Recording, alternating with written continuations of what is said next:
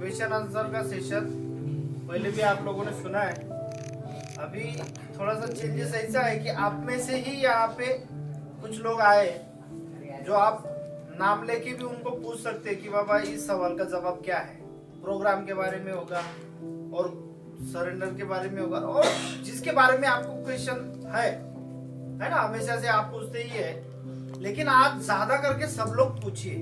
और मेरे को तो पूछते ही आप लोग, लेकिन इन लोगों को पूछिए क्योंकि ये काफी अभी 5 महीना 6 महीने से यहाँ पे है और आप इनको अच्छी तरीके से जानते हैं, आपके सामने वो रहते हैं। तो क्वेश्चन से क्या होगा कि ये लोग क्या जवाब देते, वो एक टेस्ट भी हो जाएगी इन लोगों की और वो किस प्रकार से आपको आंसर दे रहे हैं। आप कुछ भी पूछ सकते हैं क्योंकि 6 महीने 5वें महीने के बाद मैं ऐसा समझता हूँ कि बहुत सारा प्रोग्राम ले लेता है आदमी, तो इनका एक टेस्ट भी हो जाएगा। और ये अभी कई लोगों के सीनियर भी बन चुके हैं लोग, है कि नहीं? अगर सीनियर बन चुके हैं तो इनका जवाब तो उस तरीके का आना चाहिए, फिर हमको समझेगा कि बाबा इनको बाहर भेजना है कि नहीं भेजना है। आज तक जो गए अचानक से गए, वो अचानक से जाते भी है और आते भी है, लेकिन इनको अगर भेजना है मुझे पूरी परख करके, इनके घर वालों का जो हमेशा फोन आता है वो जो पूछते रहते हैं, तो उसका भी जवाब हमको मालूम होना चाहिए। टेस्ट होनी जरूरी होती है हर किसी की, है कि नहीं? तो इसलिए सब लोग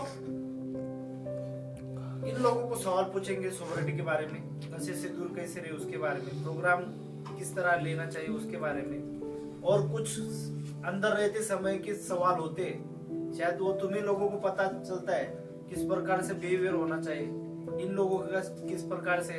ऐसे अनेक प्रकार के क्वेश्चन आप पूछ सकते हो आज। तो इसका स्टार्ट करना है, ठीक है? सब लोग तैयार है? Very good. नाम लेके आप पूछ सकते हो। चलो पहला क्वेश्चन कौन पूछेगा? हाँ मराठीत बोलतो। हो सकाळी सरांनी एक प्रश्नाचं उत्तर आम्हा सगळ्यांना विचारले। नाही मग कशाबद्दल विचारू सांगा, दुसरं काय विचारू का? दुसरं काय विचारा? तर ऐका ना, पहिलं माझं मन असं आहे, तुम्ही म्हणता पाणी नाही आपल्या या संस्थेला, पण जे आंघोळीचं कपड्यांचं जे पाणी आहे ते पाणी तुम्ही मला फक्त बाहेर काढून द्या, सर्व खर्च मी स्वतः करून इकडे गार्डन बनवायची माझी इच्छा आहे। फक्त तेवढं पाणी मला तुम्ही एक बाजू साईडला काढून द्या, हरळ मी आणतो, मी स्वतः मेहनत करून तो गार्डन बनवतो। ही माझी इच्छा आहे। बिलकुल बिलकुल, तुमच्या इच्छेवर लवकरच आम्ही इच्छा पूर्ण करायचा प्रयत्न करू। इच्छा फाउंडेशन इच्छा आहे माझी। पूछे अच्छा क्वेश्चन। सर्वांना कॉमन प्रश्न विचारतो। हो माझा हा 4था रे आहे, तर माझं 2, 2.5, 3 महिन्याच्या पुढे 3 महिन्यापर्यंत सोबर असतो। एक 8 दिवस 7 दिवस माझं ड्रिंक चालू होतं, पण मला ते सातत्य जे म्हणतो ते वाढवायचे, म्हणजे स्लिप नाही व्हायचं, त्यासाठी मला टिप्स हवे, तर काय करू? व्हेरी गुड, छान प्रश्न आहे। माझ्यामध्ये मंदार आहे, उत्तर द्यायला पाहिजे यार। कसं आहे, माझं पण 3रा रियाब आहे। माझं पहिला रियाब होता त्यावेळेस मला पण 2-3 सरांना माहिती, 2-3 महिन्यानंतर प्रत्येकालाच होतं इच्छा की आपण प्यावी, पण त्याच्यासाठी आपण कसं सातत्याने वाढवू हेच विचारता ना तुम्ही।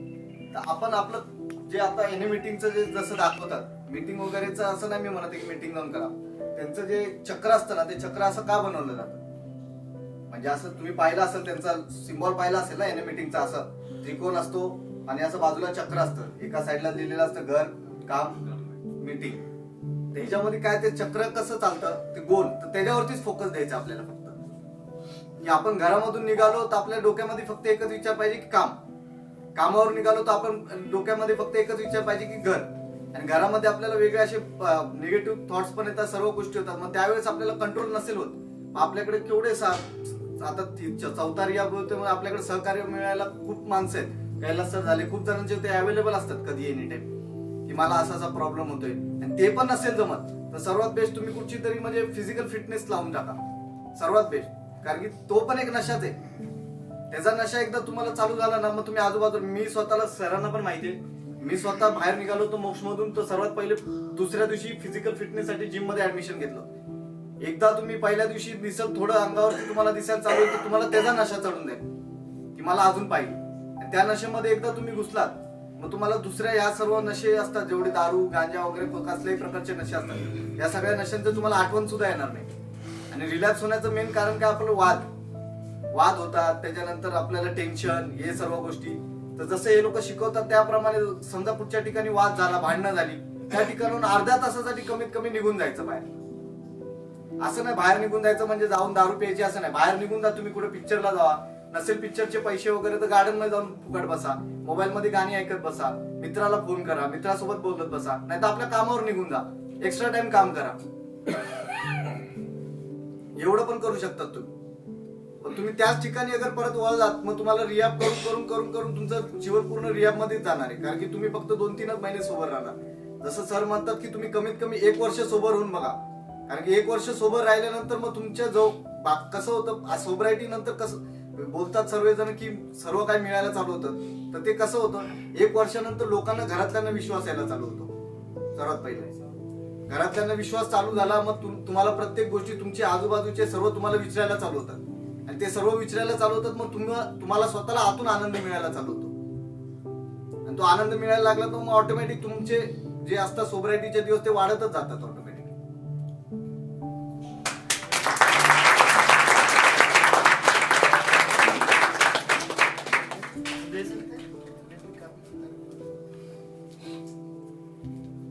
बताता हूँ मैं कुछ उसके ऊपर कि हम 3 महीने से ज्यादा क्यों, मतलब एक साइकिल हो जाती है अपनी. हर रिहैब के बाद आपने 3 महीने सोबर रहने का, तो आपकी जो साइकिल है उसे बढ़ाने के लिए आप एक ही चीज कर सकते हो कि जब आप यहाँ से जाते हो तो आपके दिमाग में प्रोग्राम तो रहता है, आपको सब पता है, बट कुछ ऐसा एक बोलते ना एक इंसिडेंट होता है, और आपको हमेशा वो 3 महीने की साइकिल के बाद वही सेम इंसिडेंट हुआ, कोई दूसरा इंसिडेंट नहीं आया. वहां पे जो प्रॉब्लम हुई थी आपके साथ, वो सेम प्रॉब्लम रिपीट होना चालू होती है. हम क्या करते हैं, उससे लड़ने की जगह पे हम नशे की ओर जाना चालू करते हैं, क्योंकि हमें सबकॉन्शियसली पता है कि भाई मेरे साथ ऐसा हुआ था, अभी मुझे नशे की जरूरत पड़ेगी, तो हम तुरंत उस चीज पे जाते हैं. हमने सबसे मतलब नशे के दौरान हमने सबसे बड़ी चीज कौन सी नहीं ली थी, वो थी सपोर्ट. हमने कभी सपोर्ट नहीं दिया. हमें छोड़ना भी था तो भी हम खुद गए थे, खुद कोशिश करने की कोशिश कर रहे थे, हम किसी का सपोर्ट नहीं दिया. तो मेरा बेस्ट सोल्यूशन वो रहेगा कि आप फैमिली में बैठिए, बातें कीजिए उनके साथ, शेयरिंग कीजिए, क्योंकि देखो आपके 3-4 रिहैब हो चुके हैं, उनको समझ में आ गया कि आपको एक मानसिक आजार है, तो वो अब आपकी बात सुनेंगे और आपको सपोर्ट देने की ज्यादा कोशिश करेंगे कि इससे ये प्रॉब्लम वापस ना हो. इसके लिए वो आपको और दुगनी में बोलते ना, एक अलग ही एक जज्बा देगा उनमें आपकी मदद करने का. जो हम पहले सोचते हैं कि फर्स्ट रिहैब के बाद भी आपको नहीं मिलता, नहीं, फर्स्ट रिहैब के बाद भी उनको पता चल गया. अभी पहले किसी को कुछ नहीं पता था इस बारे में कि आपके साथ क्या है. अल्कोहलिज्म इज अ डिजीज, या नशा जो है, एडिक्शन इज अ डिजीज, ऐसा किसी को नहीं पता था. हम क्या बोलते थे, किसी को भी एडिक्ट बुला लेते थे, कोई ज्यादा खाता था उसे भी एडिक्ट बुला लेते थे. बट ये बहुत बड़ी बीमारी है. ये घर वालों को पता चल गया फर्स्ट रिहैब के बाद कि ये बीमारी इससे अकेले छूट नहीं सकती, हमें भी उतना ही सपोर्ट करना है. तो आपका सपोर्ट करने की कोशिश करेंगे. आप जहाँ बोलते हो ना, जहाँ आपको कठिनाइयां आ रही है, आप सपोर्ट लीजिए. अगर आप समझ रहे हो कि घर वाले मेरे समझ नहीं पा रहे, तो सर है, या फिर आप मीटिंग में जाने की कोशिश कीजिए. मीटिंग में आप जाने की कोशिश करोगे, आपको लगता है कि आप वहाँ पे नए हो, आपको कोई नहीं समझेगा, ऐसा नहीं है.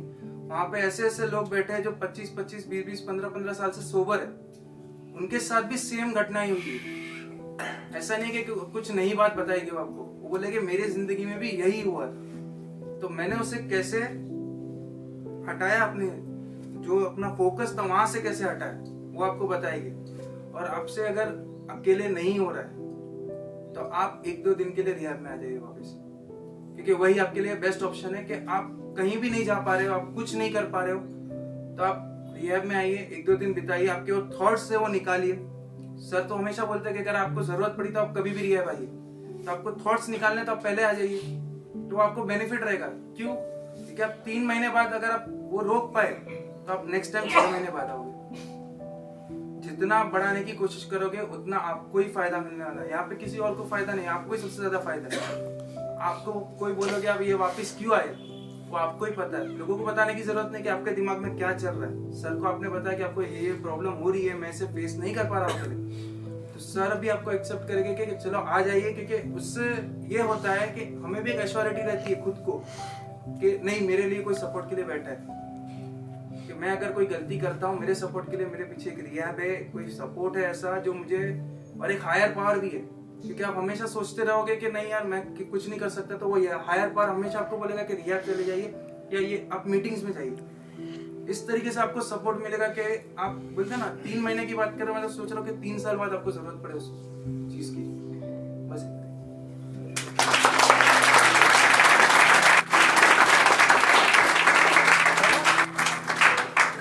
काफी अच्छा बताया ना उसने, टेक्निकल पॉइंट से बताया बहुत सारी बातें।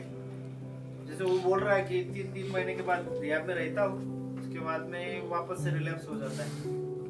ये तुम्हारा पैटर्न बन गया ना, पैटर्न मतलब चौखट ना, हाँ, तुम्हारी चौखट बन गई और वही तुम्हारे दिमाग को हैबिट हो गई। हर 2-3 महीना रिहैब में रहने का, बाद में घर पे जाने का, वापस पीने का। ये क्यों हो रहा है? वापस से रिलैप्स क्यों हो रहा है? मेन चीज वो है ना, वापस वो चीज क्यों हो रही है? हम 1000 बार बोले, जब भी तुम प्रोग्राम करते हो ना, तो वो प्रोग्राम प्रसन्नता के साथ में होना चाहिए, ना कि डर में, ना कि फियर में, ना कि डाल दिया इसकी वजह से करना पड़ रहा है, जबरदस्ती कर रहा हूं। ये फीलिंग अगर तुम्हारे साथ में होगी तो तुम प्रोग्राम नहीं करोगे। प्रसन्नता पहली चीज देवा है ना, प्रसन्नता होगी तो प्रोग्राम होगा। सेकंड थिंग ये इसमें आती है कि हमारा जो स्वभाव है, चतुर चालाक कावेबाज, 3 प्रकार का स्वभाव एडिक्ट का बताया गया है। चतुर चालाक कावेबाज, ये तुम कर भी रहे हो ना, तुम्हारे दिमाग में कोई ना कोई चंद्राई चल रही है, इसके पीछे का कोई तो भी कावा है। 3 महीना भी तुम किस हिसाब से निकालते हो पता है ना सबको, एक दिन गिन के निकालते, एक घंटा गिन के निकालते, एक मिनट बदला लेने की भावना उत्पन्न करते। आज भी नहीं आए साले, सामने वाले का कपड़ा आ गया, मेरे को तो कपड़ा भी नहीं दिया, फरसान आ गया, मेरे को तो कुछ नहीं दिया। ये जो दिन निकालते हो ना, मैं हमेशा बोला कि सरेंडर जब तक नहीं होगी तब तक ये चीज होने वाली नहीं। सरेंडर दो, सोबरिटी लो, सिंपल फंडा है, सरेंडर दो, सोबरिटी लो। ठीक है, अभी इनका तीसरा चौथा रिहैब हो गया, इनको रिहैब का भी एक एडिक्शन बन गया। इनको पता है मेरे को घर वाले कितने दिन रखने वाले। रिहैब में भी क्या होता है, वो अभी ग्रांटेड लेने लग गए, पुराने लोग जितने भी है। रिहैब में क्या होता है, उसका पूरा तरह ग्रांटेड लेने लग गए। सवेरे उठना पड़ेगा, योगा करना पड़ेगा, लेक्चर को बैठना पड़ेगा, खाना खाना पड़ेगा, सोना पड़ेगा। दूसरा क्या होता है, हाँ 2-4 बातें ये सिखाएंगे, बस सुन लेने का, ये गलती नहीं होने देने की। बस 2-4 महीने निकल गए, घर वाले थक गए, पैसा भर के अपने आप आ जाएंगे लेने के लिए। ये जो ग्रांटेड लेने वाली बात है, उसमें हम तो अपनी जिंदगी को ग्रांटेड लिया, फैमिली को ग्रांटेड लिया, अब रिहैब को भी ग्रांटेड लेने लग गए। तो मेरा एक ही सीधा फंदा है बॉस, जब भी रिलैप्स होते हैं, रिलैप्स को तोड़ना है तो मेरा एक ही फंडा है, वो है 3 का टेबल बोलने का। पहला रिहैब 3 महीना, दूसरा रिहैब 6 महीना, तीसरा मिला तो डायरेक्ट 12 महीना, और तीसरे में भी नहीं टूटा तो अनलिमिटेड 18 महीना टूटना ही पड़ता है। जिसने 14 महीना 18 महीना प्रोग्राम किया, वो वापस जिंदगी में कभी फेल नहीं हुआ, फेल ही नहीं हुआ। उसका बिजनेसमैन बन गए, उद्योगपति बन गए, नौकरी पे अच्छी तरीके से जाने लग गए। ऐसे उदाहरण है मेरे सामने, लाइव है। आप में से कई लोग उनके साथ में रहे हो, ऐसे लोग हैं जिनका लंबा प्रोग्राम किया, हमेशा के लिए सोबर हो गए। समझ रहे हो, वो पैटर्न तोड़ने का काम करता है। 3 का पाड़ा बोलने का, 3 का टेबल बोलने का, 3 1 3, 3 2 6, 6 मध्ये सुधारलं तर ठीक, तिसरी फेरी आली 12, 12 मध्ये सुधारलं तर ठीक, डायरेक्ट 18। मरते समय भी वो सोचेगा शायद मेरे को 18 महीने के डबल का प्रोग्राम करना पड़ेगा, मत पी भाई।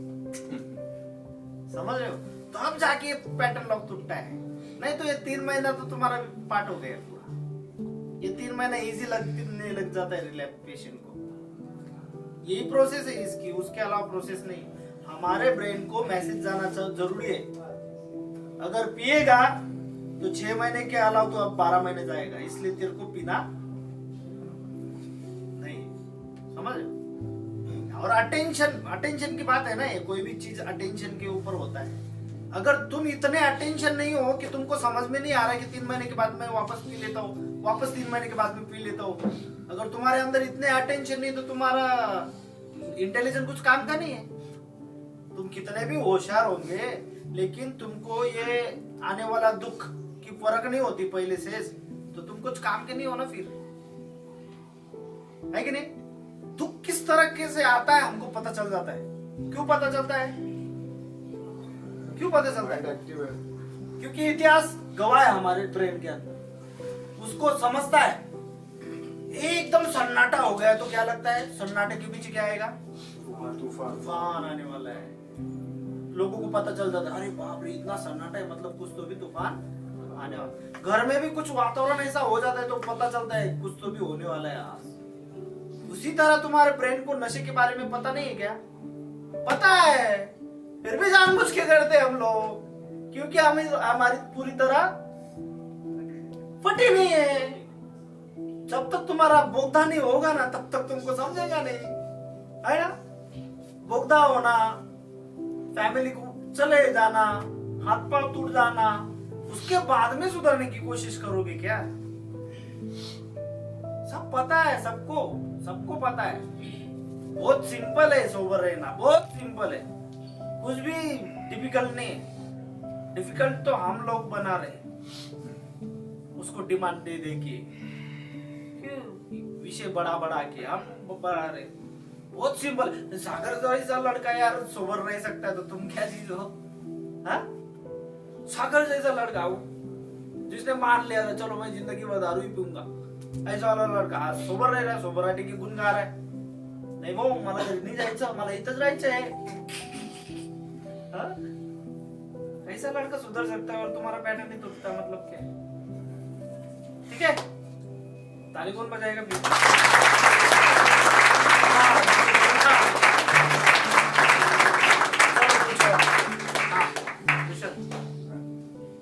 सवाल।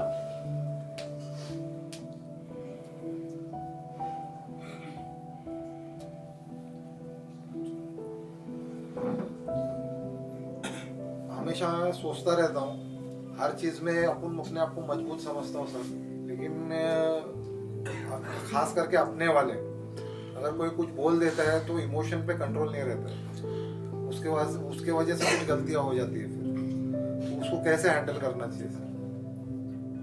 इमोशन पे कंट्रोल नहीं रहता है, फिर कंट्रोल नहीं रहता है, तो उसको कैसे हैंडल करें? वेरी गुड, अच्छा सवाल है। हाँ तो भी इमोशन वाला है ना, पता। सबसे पहली चीज तो अपना सिर्फ आपके लिए नहीं, हम जितने लोग हैं सबके लिए हमारे अंदर इमोशन बहुत ज्यादा है, और हमारा सबसे ज्यादा मेन कारण भी वही बनता है स्लीप होने का, इमोशन। घर वाले कुछ बोल दिए, अपने को पता वो करने गए, तो इमोशन अच्छी चीज है, और किस वे में है वो आपका, वो मैटर करता है। निगेटिव में जा रहे हो, अगर कोई गलत भी बोल रहे हैं और आप उसमें अगर इमोशंस में आ रहे हो, पॉजिटिव, अलग अलग 2 टाइप के इमोशंस हो रहे हैं उसमें, निगेटिव और पॉजिटिव, तो हैंडल करना अपने लिए ही है उसको। मतलब अपन एक्सप्रेस बहुत जल्दी करते कोई भी चीज को, जैसे कोई भी अपने साथ घटना हुई, जैसे कैलाश सर यहाँ बैठे आपको कुछ बोल दिए तो आपका ईगो बहुत जल्दी हर्ट होगा। मतलब बहुत जल्दी ये नहीं सोचोगे आप उसके पीछे का क्या चीज है, अपन कुछ और ही चीज सोचने लग जाते हैं। अपना दिमाग अगर बोला कुछ अलग चीज है पर अपना दिमाग कहीं और जगह रहता है, बोलते हैं ना केमिकल लोचा, उस टाइप का रहता है। तो अपने को चीज कंट्रोल करना होता है, खुद से कंट्रोल होता है। वो प्रोग्रामिंग बताता है सेल्फिश रहो, अपने बारे में ही सोचो। ऐसा नहीं बोल रहा हूँ कि दूसरे की मत सोचो आप, पर अपना सोचो ना यार, आपका फायदा है क्या उस चीज से? गुस्सा करके आपका फायदा होने वाला है क्या? माइंड डाइवर्ट करना है, माइंड डाइवर्ट करना है सिचुएशन से। अगर अपन को पता है सिचुएशन हो रहा है, अपने को इमोशंस आ रही है, अपने अंदर टेंशन आ रहा है, क्रीविंग अपने आप अपने को पता चल जाती है।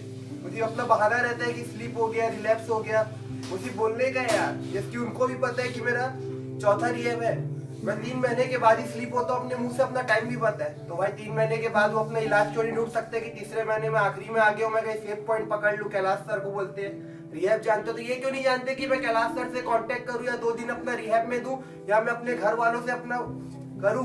घर वाले उसके लिए मना करते हैं भाई। जब अपन घर वालों को बोलते हैं, अपन एक एडिक्ट रहते, तुरंत जाके अपना डिमांड ये रहता है कि मैं अभी यहाँ से छूट के आया हूँ, मेरे को बिजनेस डाल के तो ये डाल के, तो उसमें उनकी सहयोग नहीं देंगे, सपोर्ट नहीं देंगे, क्योंकि अपन कभी वैसा भरोसा वाला काम ही नहीं किए। पर घर वालों को अगर अभी निकल के हम बोलेंगे कि हमको क्रीविंग हो रही है, मेरे को क्या करो, तो घर वाले अगर सपोर्ट नहीं कर पाएंगे तो कम से कम तुमको अपने से दूर भी नहीं करेंगे उस पीरियड में। और अगर घर वालों को भी लगेगा कि उनके हाथ में कुछ नहीं है, तो बैठे कैलाश से। उसी बोलने का एक अपना बहाना है कि इमोशन कैसे कंट्रोल करे। गुस्सा आता है, 3 महीने बाद स्लीप होता है, आपको पता है ना आपसे इमोशन कंट्रोल नहीं होता। ये फैक्ट है ना, आपको पता है कि आपका चौथा रिहैब है, आपको इसके बाद स्लीप होते हो, सब पता है ना आपको, उसके बाद भी अपन हो रहे हैं ना, तो अपन जानबूझ के हो रहे हैं भाई। मेरा ये बोलना है, अपन को सब चीज पता होने के बाद भी अपन वो गलती कर रहे हैं।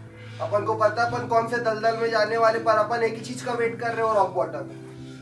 वही मैं सोचता हूँ, जब चौथा रिहैब के बाद भी आप बोल रहे हो कि मेरे को पर्टिकुलर मेरा टाइम पता है, मेरे को सब पता है, मैं वही टाइम में स्लीप होता हूँ, और आपको सब पता भी है, अभी आप खुद से है ना, तो आने के वजह इतना पैसा फालतू खर्चा करने से पहले 2 मिनट सिर्फ कॉल करना है। बाकी सपोर्ट सर खुद करेंगे, आपको कुछ नहीं करना। खुद से मन से इच्छा होनी चाहिए यार, जब हो गया बस, जितना करना था कर लिया, जितना दुख देना था सबको दे लिया, अब अच्छा रहना है। लोगों के पास जाके अपन को बताने की जरूरत नहीं पड़नी चाहिए कि अपन ये देखो अब अच्छे सोबर है। लोग खुद अपने पास आने चाहिए कि वो लड़का क्या तो आज से क्या हो गया। सोबेरिटी का मजा खुद मिलता है, और एक बार सोबेरिटी का मजा मिलने लग गया ना, तो उसके बाद आदमी कभी अपने पास से भटकता नहीं।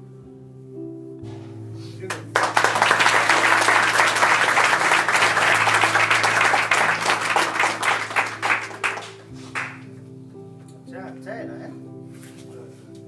बंदा भी सोबर होने लग गया है ना। इमोशन के बारे में सवाल है आपका कि इमोशन के ऊपर आपका कंट्रोल नहीं रहता है ना। कौन सी इमोशन, गुस्सा वाला है, नहीं जैसे एंगर वाला है, एंगर जैसे बातचीत में अपने माँ है, हाँ वाइफ है, जैसे बातचीत में अगर उसने कुछ बोल दिया तो दिल को बहुत लग जाता है। हाँ हाँ हाँ।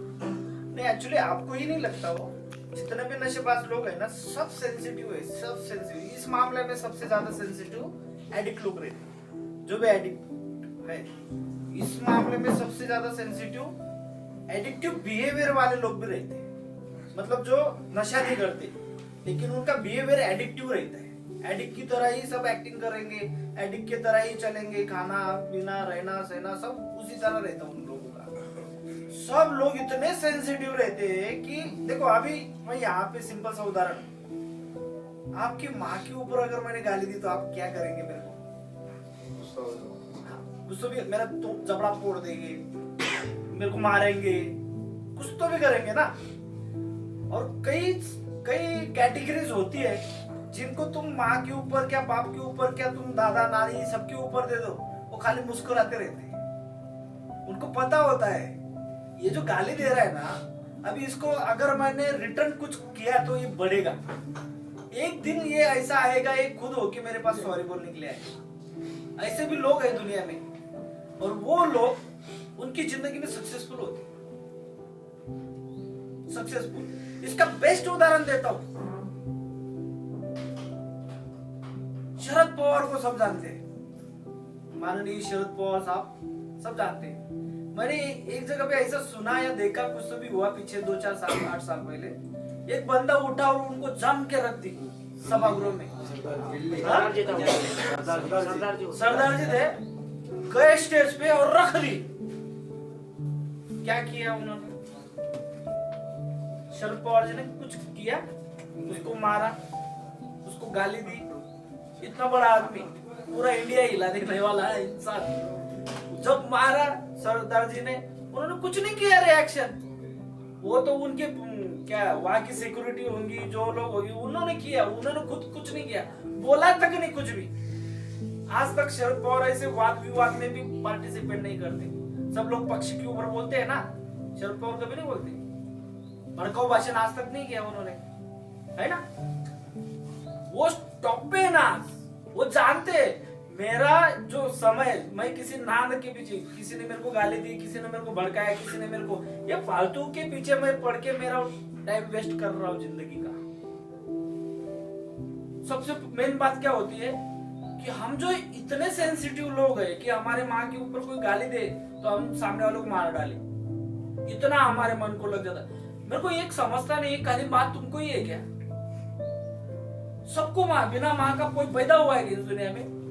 देने दो ना, वो गाली दे रहे माँ के ऊपर और तुम ले रहे इसलिए तुमको लग रही है, तुम लेना बंद करो, हमने ऊपर बैठे। है ना? कोई भी इमोशन हमें लगता क्यों है? हमें क्यों लगता है? क्योंकि हम वो लेते हैं इसलिए लगता है। अगर नहीं लिया ना, वो बैक रिटर्न हो जाता। मैं अगर किसी के भी ऊपर, तुम्हारी माँ के ऊपर, भाई के ऊपर, बहन के ऊपर, बीबी के ऊपर कितनी भी गाली दो, लेकिन तुम अपने मूड में बैठे हो, ये जो भी बकबक कर रहा है ना भगवान, ये मेरे को नहीं लेना है, इसको रिटर्न भेजना है, वापस वो लेटर उसके घर पे जाता है। सुना है ना ये चीज? कोर्ट से कुछ मैटर आता है, आप घर पे रहते हो, पढ़ लेते हो, नहीं पापा मेरे को नहीं लेना है, वापस कोर्ट वाले रिटर्न लेके जाते हैं। उसी तरह ये चीज है, इमोशन को वो समझो। भले मेरे को बच्चे, मेरे को वाइफ है, मेरे को माँ बाप भी है, सब कुछ है मेरे फैमिली। मैं ये भी जानता हूँ वो सब ना सब एक दिन जाने वाले, वो इस दुनिया में आए तो बीमार गिरने वाले, है ना? कुछ ना कुछ फाइनेंशियल तकलीफ होने वाले, कुछ ना कुछ तबीयत के इश्यूज होने वाले। मैं भी इंसान हूँ, वो भी इंसान है, ऐसे कितने इंसान आए गए, है ना? तो मैं क्यों सेंसिटिव हूँ किसी के लिए? ये इमोशन कंट्रोल करने का काम करता है चीज। देखो, अगर समझो, एक उदाहरण देता हूँ, अभी घर पे मेरे कोई नहीं, मेरी बीबी है, 2 बच्चे, अचानक से कुछ भी हो गया, मैं इधर कुछ भी हो गया, उन्होंने फोन किया मेरे को, ऐसा ऐसा हो गया, जल्दी से आओ। मैं इधर, समझो मेरे पास गाड़ी भी नहीं, रिक्शा भी नहीं, कुछ नहीं मिली, मैं क्या कर सकता हूँ? इधर से कुछ नहीं कर सकता हूँ ना। लेकिन मैं अगर इमोशनल आदमी होऊंगा तो क्या करूंगा? मैं रोऊंगा, चिल्लाऊंगा, भागूंगा, दौड़ूंगा, कुछ तो भी करूंगा, बहुत तेजी से जाऊंगा, अरे मेरा अकेला लड़का है, मेरे अकेली बीबी है। क्या इस दुनिया में सब लोग ऐसे ही आए हैं? तो किसको कितना इमोशन हमने देना चाहिए, वो भी एक सीखने की बात है। समझ लो, जरूरत नहीं है। भगवान ने हर प्राणी को, हर मनुष्य प्राणी को, हर पक्षी को इंडिपेंडेंट बनाया। समझते हो इस बात को? इंडिपेंडेंट। तुम रहो ना रहो, उसकी जिंदगी अपने आप चलती रहती है। समझ गए? तुम कुछ नहीं कर सकते हो, तुम किसी के लिए कुछ नहीं हो। और कई बार तो ऐसी परिस्थिति हो जाती है कि आदमी खुद की मदद खुद नहीं कर सकता। तो हम कौन होते हैं किसी को बचाने वाले? हम कौन होते हैं किसी को संभालने वाले? हम कौन होते हैं किसी के इमोशन में गालियां देने वाले? हाँ, कुछ नहीं। ये संसारिक दुनिया है। जागता रूप देख लिया सर इधर। हाँ? 24 साल में अलग नहीं हुआ कभी, लेकिन अभी 3 महीने में समझ गया कि नहीं भाई, अपने बिना भी चल सकती है दुनिया। चलती तो है। एक मिसाल मिल गई। भाई उस दिन बोला ना 144 करोड़ में तुम कहाँ पे हो? 140 करोड़ जनता है अपने इंडिया में, उसमें से कितने लोग तुमको पहचानते? कितने पहचानते होंगे? गिनती के 1% दुनिया भी नहीं पहचानते हमको। 1% इंडिया की नहीं पहचानती। क्या इस जिंदगी को जी के कुछ फायदा है क्या? फिर जीना है तो उस तरह जियो कि साला, हाँ ठीक है, पूरा इंडिया छोड़ के बाहर के देश वाले भी नहीं जानते पंतप्रधान कौन है, हीरो लोगों को जानते, शाहरुख खान कौन है, आमिर खान कौन है, अजय देवगन कौन है, हीरोइन को भी जानते हैं लोग, पॉलिटिशियन को जानते हैं लोग, उद्योगपति को जानते हैं लोग। हम लोग बस अगर टॉप पे पहुंचो ना, जीना है तो, अगर मरना ही है तो दारू पी पी के मरने वाले हैं ऐसे भी तुम नहीं छोड़ोगे तो। इमोशन पे कंट्रोल करने के लिए पहले तुमको ये समझना होगा कि हम लोग यहाँ पे इंडिपेंडेंट आए, है ना? हमें इंडिपेंडेंट ही रहना है मरते समय तक, इंडिपेंडेंट। हाँ, थोड़ा सा भावनिक व्यवहार होता है, वो उसी चीज के लिए इस्तेमाल होना चाहिए, भावनिक व्यवहार के लिए इस्तेमाल होना चाहिए। बीबी है, इसे अपनी भावनाएं जुड़ गई, हाँ तो मेरी वाइफ है, मेरे बच्चे है, बस उतना रिलेशन मेरा तेरे साथ है, वहां तक रखा ना, तकलीफ नहीं होती। यहाँ पे बिठाया ना, हर बात की तकलीफ, हर बात की तकलीफ। मैं किसी को बोला कल, एक को, वो इंडिपेंडेंट नहीं रहे, वो घर जमाई है। हाँ? आज ऐसी हालत है कि वाइफ को बोलने के लिए भी उनको परमिशन नहीं है। मैंने एक ही बोला, ऐसी जिंदगी जी के क्या फायदा है? क्यों? वो बोलते मेरी वाइफ की कुछ ही गलती नहीं है, लेकिन वो उनके दबाव में। अरे वाइफ, अगर तुम बोल रहे हो कि मेरी वाइफ, तुम्हारी वाइफ दूसरे की कैसे सुनेगी? चाहे वो बाप हो या कोई भी हो, तुम्हारी वाइफ है तो तुम्हारे पास होनी चाहिए। सीधा सवाल है ना। तुम्हारी वाइफ है तो तुम्हारे पास होनी चाहिए। उसके माँ बाप के पास क्या कर रही, और तुमको वहां पे जाना पड़ रहा है, दबाव में जिंदगी जी रहे हो। क्या फायदा है ऐसी जिंदगी का? उसे एक ही चीज करो, मस्त पैसा कमाओ, काम धंधे करो, और सामने वाले को बोलो तेरे जैसे छप्पन रखूंगा। वो भाग के आएगी, उसका बाप भी बोलेगा जा बेटा, वो छप्पन रख लेगा। है ना? ऐसे ऐसे इमोशन किस काम के? बोलो, गॉट द पॉइंट। कुछ काम के नहीं ना। कई लोग हैं, इमोशंस के कारण कई लोगों ने नौकरियां छोड़ दी। मैं भी था उसमें से एक। ऐसे ही लोगों से मेरी दोस्ती हो गई, काम करने वाला, बहुत अच्छी नौकरी, हमारे रिलेशन जड़े, एक का झगड़ा हो गया, उसके कारण हम 13 लोग घर पे बैठ गए। कौन सा इमोशन था? दोस्ती वाला। बस तू नहीं, हम नहीं। हमको लगा हम छोड़ेंगे, कंपनी बर्बाद हो जाएगी। कंपनी का कुछ नहीं जाता। दूसरे दिन उन्होंने वापस रख ली सब, लेकिन हम तो घर पे गए ना। ऐसे इमोशन किस काम के? ऐसे भी इमोशन किस काम के कि पत्नी ने कुछ बोला, बाबा देसी दारू के अड्डे में गया, हाँ? घर में झगड़ा हुआ और ये उठ के डायरेक्ट देसी दारू के अड्डे में जा रहा है। क्या काम किया इसी इमोशन? मेरे को बताओ, हाँ? क्या काम के? अपना ही नुकसान कर लेते अपना ही नुकसान कर लेने का।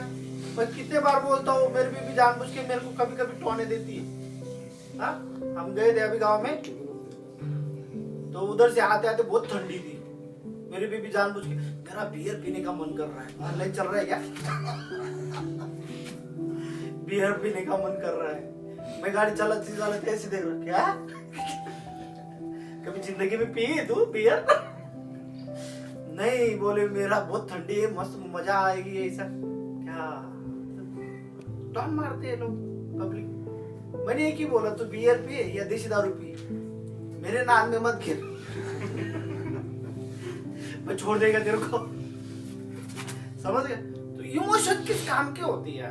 हैंडल करना। इमोशन को कितना डिमांड देना है ये अपने ऊपर है। देना है कि नहीं देना है? मत दो, तुम इंडिपेंडेंट हो, जन्मे भी इंडिपेंडेंट है ना। कई लोग बोलते हैं माँ के लिए मैं कुर्बान हो जाऊंगा, बाप के लिए तो मैं मर भी सकता हूँ। खाए को मरेगा तू? कोई नहीं मरने वाला। तो इमोशन पे मत जाओ। ये इमोशनल गेम बहुत बेकार गेम है। इसके कारण कई लोग बर्बाद हो गए। कई लोग लड़कियों के कारण बर्बाद, वो भी इमोशन ही है, प्रेम वाला इमोशन है ना। तो मेरे ऊपर प्रेम करेगी तो ठीक है, नहीं करेगी तो मैं गला काट लूंगा। हाथ काट लेता है, हाँ? कोमड़ी का रक्त लेके आता है, दिल पे नाम लिख लूंगा। क्या काम? इमोशन जो तुमको बर्बाद करे वो इमोशन कुछ काम के नहीं है। उसको एक लिमिट होता है, हर किसी बात का एक लिमिट होता है। उतना लिमिट तक उसको डिमांड देना है, उसके बाद में डिमांड निकाल लेना है। तुम तुम्हारी जिंदगी जो, मेरे को इंडिपेंडेंट भेजा है भगवान ने। ठीक है, थैंक यू।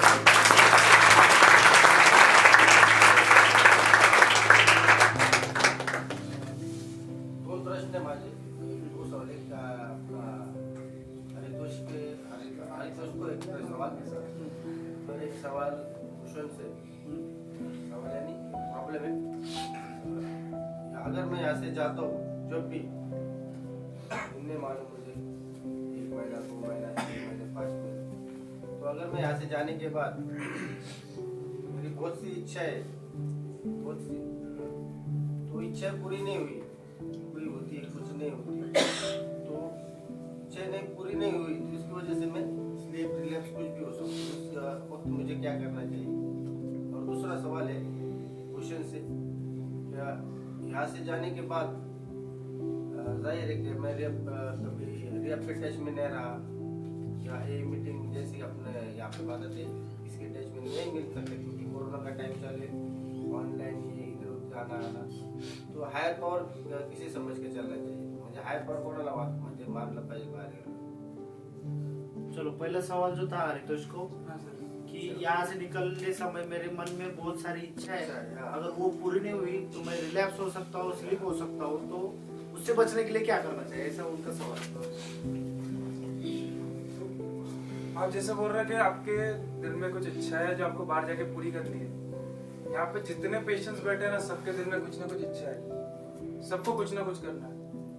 तो जैसे हमारा प्रोग्राम बताता है कि इच्छाओं को बंद कर दो पूरी तरीके से. जितनी इच्छा कम रखोगे उतना आपको फायदा मिलेगा, क्योंकि उसका कारण ये है कि जब हम इच्छाएं ज्यादा रखते हैं तो हम उसे पाने के लिए ना कुछ जरिया ढूंढने लगते हैं, और वो जरिया जो है ना वो हमेशा हमें नशे की ओर पहले लेके जाता है, क्योंकि वो पूरी नहीं होती.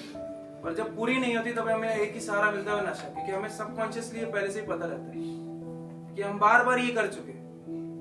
पहले भी हमारे सामने बहुत सारी चीजें आई थी, हमने कुछ इच्छाएं रखी थी कि मैं मेरा ही एग्जांपल है, तो मुझे इतना पैसा कमाना था, इतना वो था. जब नहीं पूरी हो रही थी तो एंजाइटी डिप्रेशन बढ़ रहा था मेरा. उसके दौरान मैं नशे की ओर पहले जा रहा था, बाकी चीजों के ऊपर ध्यान नहीं दे रहा था. जब मैंने ये देखा, यहाँ पे आके देखा हर चीज के ऊपर, जब मैंने इच्छाएं कम की और स्टेप बाय स्टेप करने की कोशिश की हर चीज. जैसे आपको बाहर जाके कुछ इच्छा है कि मुझे 1 लाख रुपए कमाने, 15 लाख रुपए कमाने, कुछ भी कमाने, तब इच्छा को कम कीजिए ना. आप 1 नहीं 10,000 के ऊपर जाइए, फिर आगे बढ़िए. आपको शादी करनी है, वैसी कुछ इच्छा है तो टाइम दीजिए हर चीज को. जब तक आप कोई चीज को टाइम नहीं देंगे और उसे कोशिश करोगे कि जल्द से जल्द पूरी हो जाए, तो आपकी इच्छा कभी पूरी नहीं होगी. ये मैंने खुद देखा है कि मैंने जब इच्छा मैं रखता भी था, कम भी रखता था, पर उसे कुछ टाइम में खत्म करने की कोशिश करता था, तो वही सेम साइकिल वापस चालू हो जाता. इसके लिए हमेशा कोई भी चीज, कोई भी इच्छा हो तो उसे टाइम देना पड़ेगा.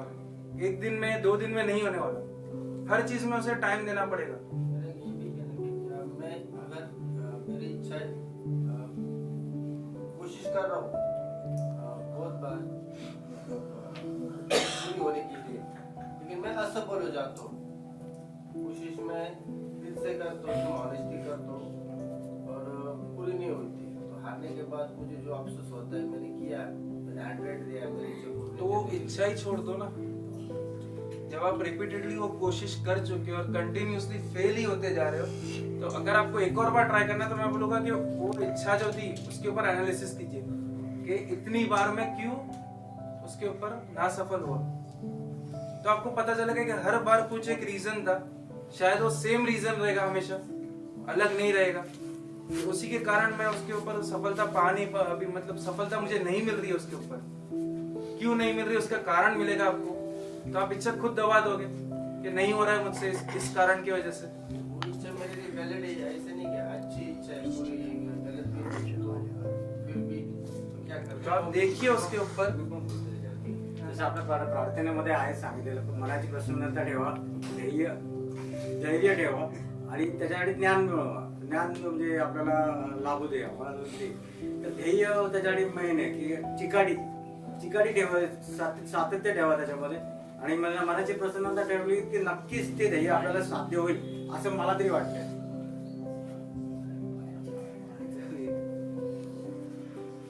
ठीक है ना, ओके ओके ठीक है.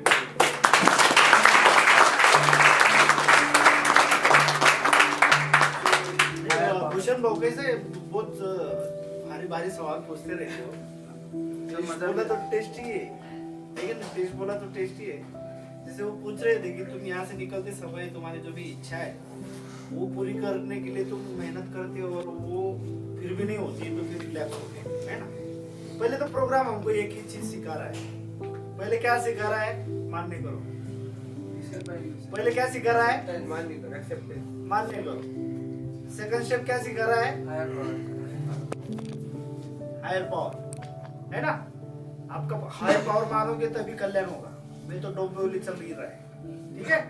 तो आपको सेकंड स्टेप में हायर पावर. और तीसरी पायरी क्या सिखा रही है, तो प्रोग्राम में अगर सीख गए हो कि तुम्हारी इच्छा चलने ही नहीं वाली है आगे जाके, तुमने समर्पित कर दिया भगवान को. हाँ? तुम्हारी इच्छा और जीवन संपूर्णपणे परमेश्वरास सौंपून देने, तुम्हारा जीवन भी और इच्छा भी तुमने पूरी तरह भगवान को सौंप दी है. फिर भी निकलते समय क्या इच्छा रहेगी हमारी, और जिसकी रहेगी वापस रिलैप्स होके इधर ही आएगा, है ना। प्रोग्राम क्या बोल रहा है? इच्छा और जीवन भगवान को समर्पित करो। तो होने दो ना, जो भी होगा उसका प्लान से होगा ना मेरे साथ में।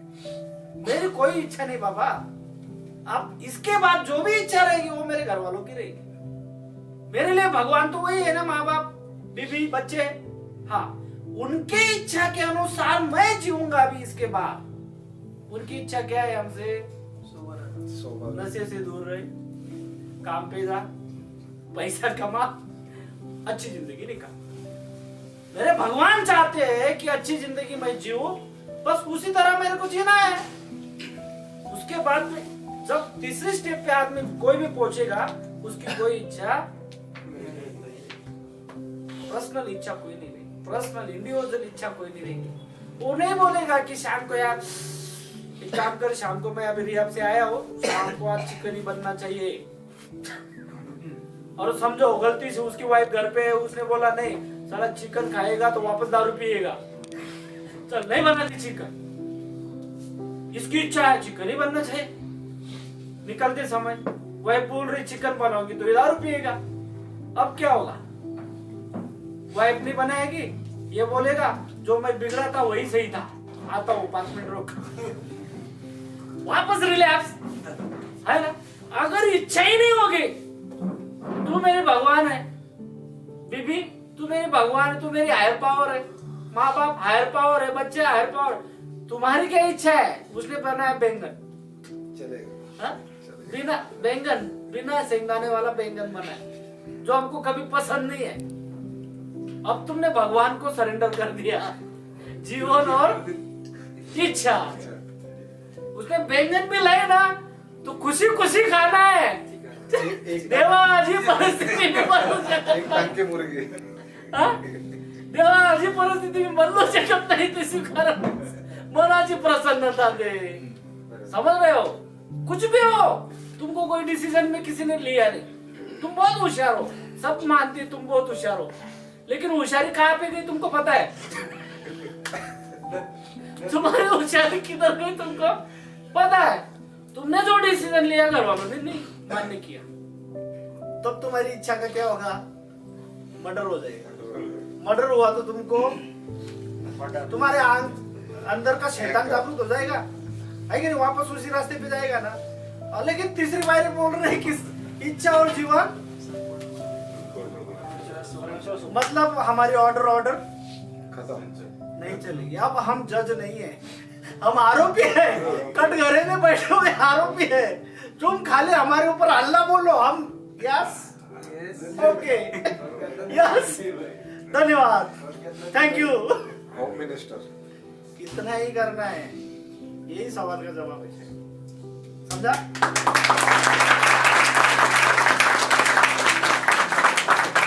हाँ, जो क्वेश्चन था उसके बाद में दूसरा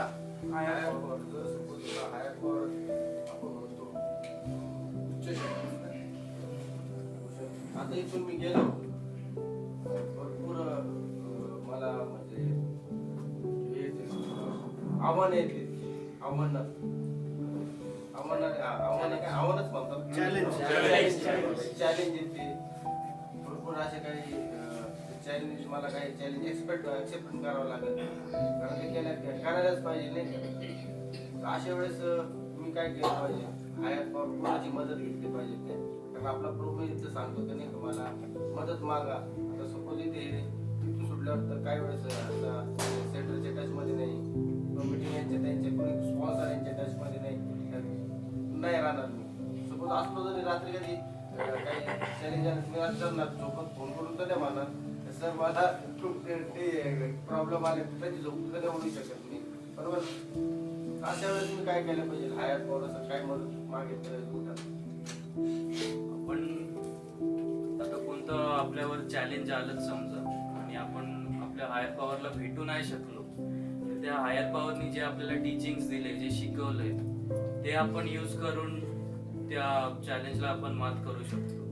आपल्याला नेहमीच तो माणूस नसणार आहे आपल्यासोबत, पण त्याची जी शिकवणूक आहे ती आपल्याकडे असणार आणि त्याच मदतीने आपल्याला करावी लागेल. आपण नेहमीच त्या माणसाकडे नाही वळू शकत. त्याची टीचिंग असणार, तेच आपल्याला मदत करणार आहे ते चॅलेंजला डिफीट करायला.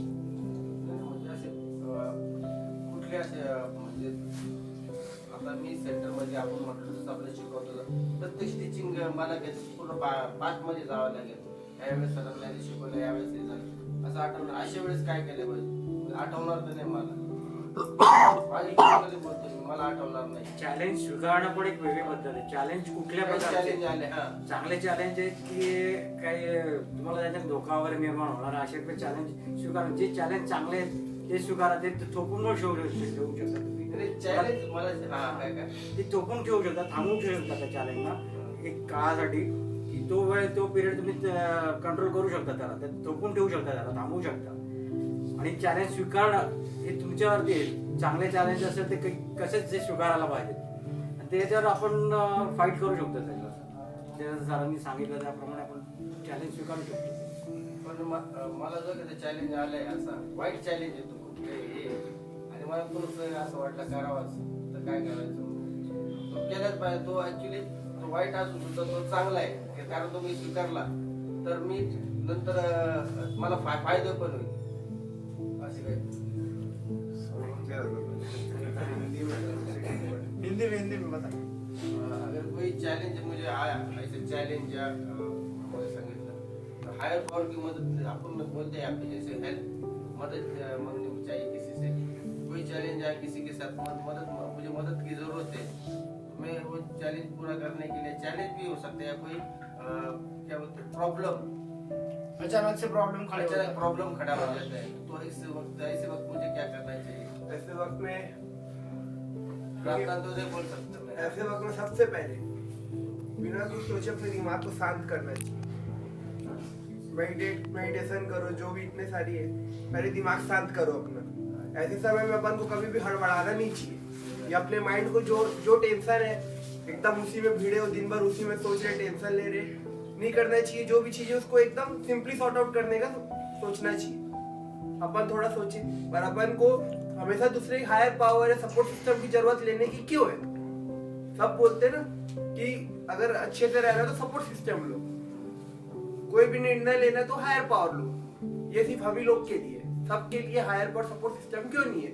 क्योंकि अपन अभी से लेके बचपन से लेके जब से अपन ने ये लाइन में आए तब से लेके अभी तक अपन अपनी मर्जी से चलते आए और आज जो भी हमारे साथ हो रहा है वो हमारे सामने है. मदद नहीं लेनी चाहिए. लेनी चाहिए वो नहीं बोल रहा हूँ मैं, एक पर्टिकुलर रीजन बताए. हायर पावर मतलब होता है क्या? हायर पावर वो नहीं कि हमेशा आपके सही में आपका साथ दे.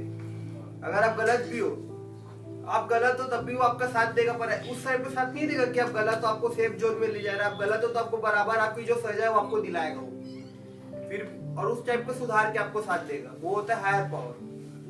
तो अगर आप बोल रहे हो कोई भी चैलेंज एक्सेप्ट किए, अब किसकी मदद को मैं जैसे मदद घर वालों की या दोस्तों में की या मुझे कुछ जिस फील्ड में मुझे प्रॉब्लम उस फील्ड वालों लोगों के लेनी चाहिए क्या?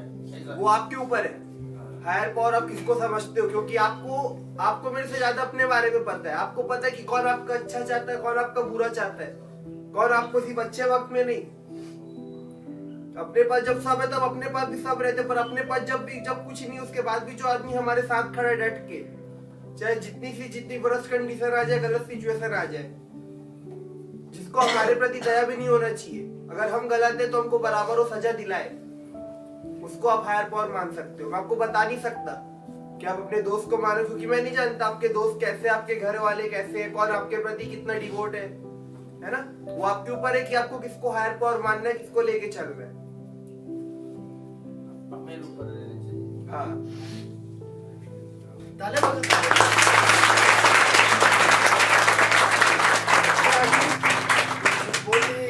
भारी क्वेश्चन है वो कि अचानक से अगर कोई संकट आ गया और यहाँ पे बोला जाता है कि तुमसे जब कोई काम उसे डटने की या लड़ने की क्षमता ना हो तो तुम किसी की मदद लेनी चाहिए. तो ऐसे समय में मैं किसके पास जाऊँ? अचानक से आने वाले समय, अचानक से कुछ भी आ सकता है ना.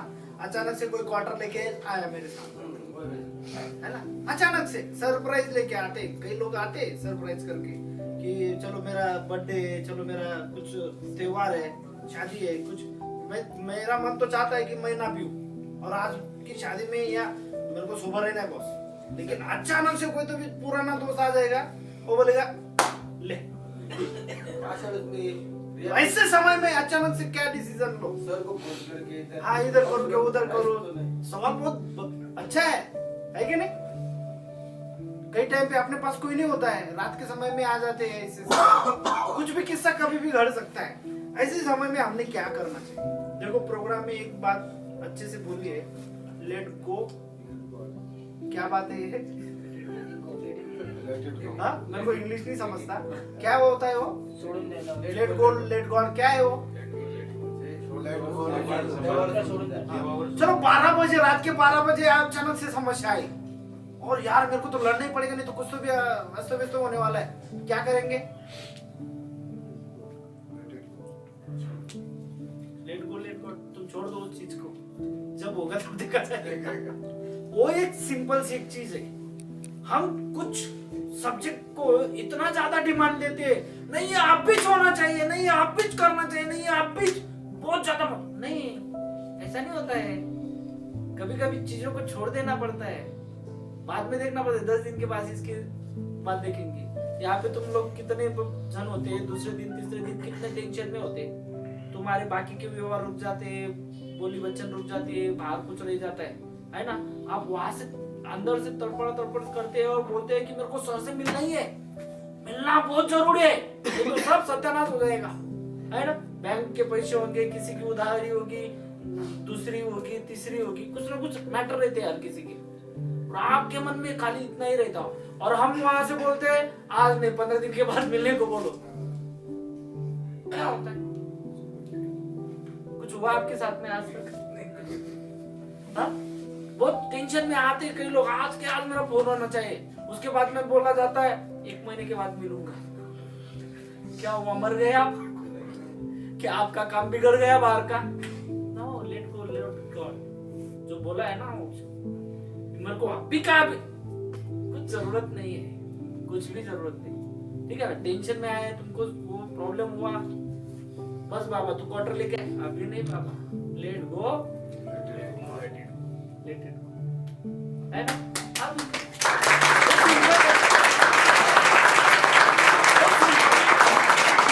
इसीलिए मैं बोलता हूँ ना, चीजों को इतना डिमांड मत दो, कोई भी स्थिति को इतना डिमांड मत दो, अपने नजरिया से उसको वहीं पे रखो। जरूरत नहीं आज मिलना, नहीं मिला तो ठीक है कल मिल लूंगा, हाँ मेरे नसीब में नहीं था आज, देखेंगे परसों, देखेंगे बाद में मिलेगा। कुछ परिस्थितियां ऐसी होती है जहाँ पे हमें बहुत जल्दी लगी रहती है, बहुत जल्दी। जैसे इसका उदाहरण देता हूँ, कल ये एक उसके घर वाले आए थे, ये एक ही सब्जेक्ट था इसके दिमाग में, बस तुम कुछ भी करके दुकान को बचा लो, एक ही सवाल था ना, सोने का दुकान है, वो कुछ करने का है, ये इसका मैटर हुआ, पीने लग गया, उसके करने इधर एडमिट कर दिया, उसके भरोसे दुकान खोला, उसका रेट होगा, कुछ बिजनेस वाले होंगे, ये नहीं रहेगा तो तोड़ देंगे रिलेशन, है ना? उसके मन में एक ही चिंता है, बस तुम दुकान बचा लो। जब पी रहा था तब एक ही चिंता थी, और 90 पैसे मिलेगी क्या, और एक क्वार्टर कहां से मिलेगी, और पीने के बाद मैं किसको मारूं, बस तब था सवाल दुकान कैसे बचेगा। नहीं, जो भी होगा ना उसकी मर्जी के अलावा होता है सब कुछ यार इस दुनिया में, अपनी मर्जी से कुछ नहीं होता है, एक ध्यान में रखो, उसकी मर्जी के अलावा कुछ नहीं होता है, अपनी मर्जी से कुछ नहीं होता है। और जो ये जो वर्ड बोला ना वो उसी के ऊपर है, इतनी तीव्रता मत दिखाओ अपने स्वभाव की कि मेरे को अभी चाहिए, अभी नहीं मिली तो कुछ बहुत बड़ा नुकसान हो जाएगा, कुछ नहीं होता है, कुछ भी नहीं होता है। मैंने कितने बार ट्राई किए, लोगों के ऊपर बैंक के कर्जे रहते, वो रेड मारते, अब भी भरो नहीं तो ये लेके जाऊंगा, वो लेके जाऊंगा, शांत रहो बस। मन में एक ही सवाल, मन में एक ही विचार चाहिए, मेरे को किसी का डुबाने का नहीं, जितना लिया उससे डबल का दूंगा, नियत साफ है, नियत ये होनी चाहिए, जितना लिया है ना उसके डबल का दूंगा। जिसके पास 1 रुपए नहीं, वो अगर ऐसा बोलता है ना, जितना लिया उसका डबल का दूंगा, उसके पास 4 पटकाता है बॉस, 4 पटकाता है। और जो बोलता है मैंने उठाया मार्केट से पैसा यार, कुछ नहीं है, ये बंद है, और डुबाने की अगर उसकी नीयत होगी ना, जो खा रहा है ना वो भी नहीं मिलेगा कल। मरते दम तक ये अंदर रखना है, जितना किया ना उसके 4 गुना और करूंगा, जितना लिया उसके डबल का दूंगा। हिम्मत ही आदमी की सबसे बड़ी ताकत है, विकास उसी का होता है। मोदी के पास क्या है? कुछ भी नहीं। वो बोलता है मैं तो जेब में भी पैसा नहीं रखता, बोले इतना बड़ा आदमी यार जेब में पैसा नहीं रखता और देश का पंतप्रधान बन गया, देखो है कि नहीं? हमारे साथ में तो सब कुछ है, सब है ना आपके पास, कुछ गया ना थोड़ी। तो परिस्थिति जब भी आती है, अगर अपनों को समझ में आ रहा है कि अभी कुछ धुंधा धुंधा दिखाई दे रहा है, मतलब कोई मदद करने वाला नहीं है, बस एक ही भगवान से बोलो देख लूंगा कल, छोड़ दो उसके अलावा, छोड़ दो, बिंदास से छोड़ दो, जो होगा देखा जाएगा। सामने वाला मारने के लिए आया ना, सरेंडर हो जाओ, ले भाई मार ले। चाकू लेके आया, तलवार लेके आया, कुछ भी लेके आया ना, वो अगर सामने वाला आया ना अपने पास, सरेंडर हो जाओ, ले भाई मार ले। पीछे से मारता, आगे से मारता, वो बेचारा अपनी मयान में लेगा, वापस से निकल जाएगा। अगर तुम मारो का, तू मारो नको, सामने से बोलो तो लगेच खूप सुन्नी गुन जाणार तो। परिस्थिति भी ऐसी ही चीज है, सब सिचुएशन वैसा ही होता है। तुम तुरंत के तुरंत करना चाहते हो, थोड़ा वक्त दो उस चीज को, 2-4 दिन गुजर जाने दो, उसकी अहमियत आपके दिमाग से कम हो जाएगी। और जिस चीज की अहमियत आपके दिमाग से कम हो जाती है उसको वैल्यू नहीं रहता। समझ रहे हो? कोई भी चीज हो, और जिस बात को आप वैल्यू देते हो, तुरंत करना चाहते हो, वही के वही, वो आपको नहीं मिलती, मिलेगी च नहीं, वो आपको तड़पाएगी, तरसाएगी। इसीलिए तुरंत के तुरंत कोई डिसीजन मत लो। हम एडिक्ट लोग हैं, हम एडिक्ट का दिमाग सही नहीं रहता है, जगह पे वो काम नहीं करते, आगे ढकेलो उसको, कल देखूंगा, परसों देखूंगा, तरसों देखूंगा, बाद में डिसीजन लेंगे। ऐसे अगर ढकलने लग गए ना, तो सही डिसीजन लेने लग जाओगे आप, तभी तुम्हारी जिंदगी में आज सब कुछ अच्छा होगा, नहीं तो नहीं होगा। मेरी बीबी कभी कभी, मेरी बीबी का नाम आता है मेरे को हमेशा, क्योंकि मैं बहुत प्यार करता हूँ, सॉरी। उसके मन में कभी भी कुछ भी सवाल आता है, और अचानक से बोलती थी आपल्याला तो गाड़ा घ्यायचा है, और मेरे को हंसी आती, क्या करो अब। पहले कपड़े सिलने का क्लास लगाए, 2 दिन के बाद मशीन लेके दी, आज पेंटिंग पड़ी हो, मशीन कुछ काम की नहीं है, घर में रखी है खाली, बस जब तक नहीं लिया तब तक बहुत अंदर से ही था, तुम लेके नहीं देते, तुम ऐसा करते, तुम मेरे को कुछ बनने नहीं दोगे, चल बाबा लेके दिया है ना। उसके बाद में बोले अब ये नहीं करने का, साड़ी का धंधा करने का, दुकान डालने का, ठीक है जा जलगांव जा, उधर से गट्टा बांध के लेके आ, 10-20-30 हजार का लेके आई, आधी तो बांट दी। रिलेटिव्स आए, इसको साड़ी दे, आधे इसको दे, आधे, सब खत्म, उसमें भी शांत हो गए। अभी अचानक से आया कि वो गाड़ा लेना है, अगर गलती से मैं हंसा तो घर में 4 दिन झगड़े चलते। गलती से अगर हंसी आई तो 4 दिन झगड़े चलते, मतलब क्या, अपना ही राशन पानी बंद हो जाता है, खाना बंद, सब कुछ फिर अपने को ही करना पड़ता है। कुछ नहीं, चुप, मुंह पे ताला, कुछ नहीं बोलने का। अभी गाड़ा घ्यायचा है, ओके। अगला सवाल आपके मन में क्या आएगा, गाड़ा लेके क्या करेंगे, बराबर ना? गाड़ा घेऊन करणार काय तू? तुम्ही मला असे अडवतात, मी काही करो, गाड़ा घ्यायचाच,